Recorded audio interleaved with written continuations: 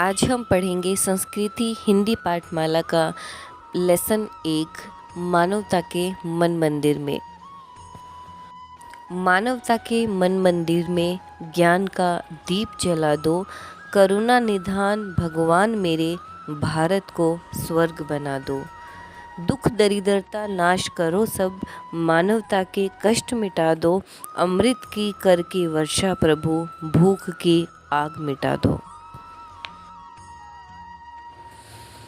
कवि कहते हैं कि हे भगवान, हर मानव के मन रूपी मंदिर में ज्ञान रूपी दीपक जला दो।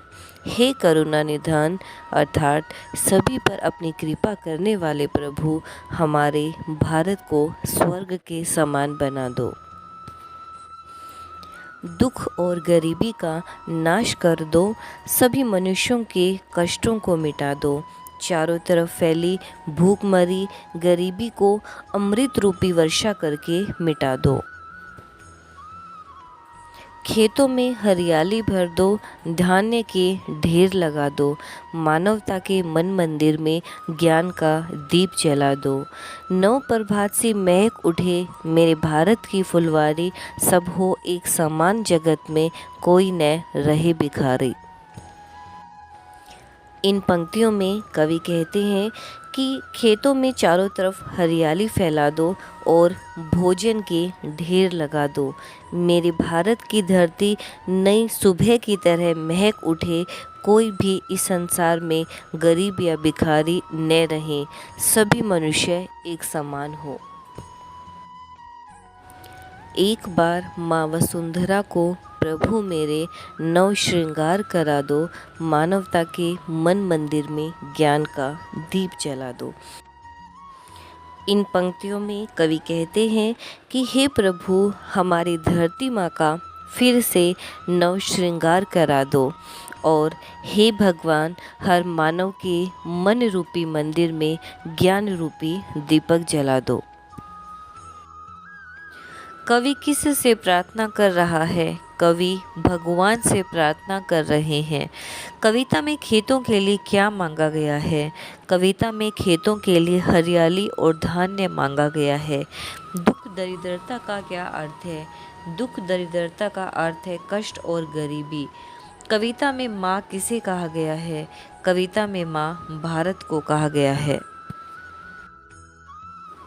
मानवता के मन मंदिर में कौन सा दीप जलाने की आवश्यकता है? मानवता के मन मंदिर में ज्ञान रूपी दीप जलाने की आवश्यकता है। भूख की आग कैसे मिट सकती है? अमृत रूपी वर्षा से भूख की आग मिट सकती है। कविता में संसार के सभी लोगों के लिए क्या मांगा गया है? कविता में संसार के सभी लोगों के लिए मांगा गया है कि कोई भी मनुष्य दुखी या दरिद्र न रहे। कविता में वसुंधरा के लिए क्या प्रार्थना की गई है? कविता में वसुंधरा को फिर से एक नव श्रृंगार करवाने की प्रार्थना की गई है। नव प्रभात से क्या अभिप्राय है? नव प्रभात से अभिप्राय है एक नई सुबह जिसमें सब कुछ अच्छा हो, जहाँ पर कोई दुखी या कोई दरिद्र न रहे, प्रत्येक मनुष्य एक समान हो।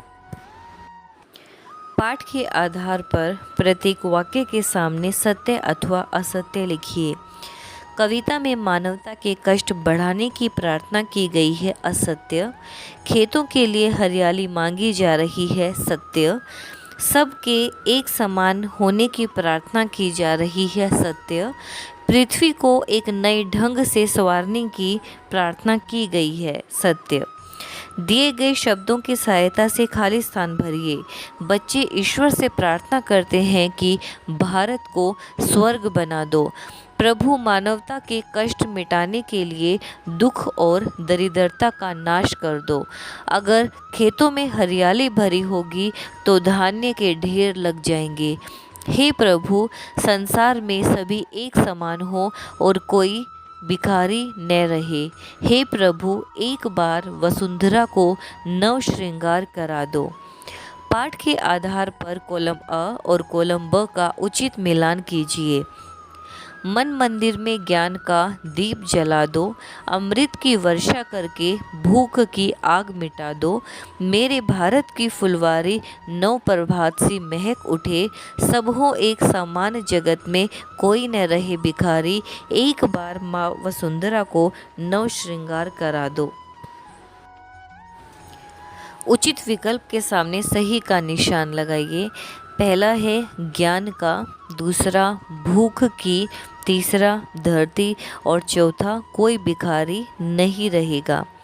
नीचे दिए गए शब्दों के विलोम चुनकर लिखिए।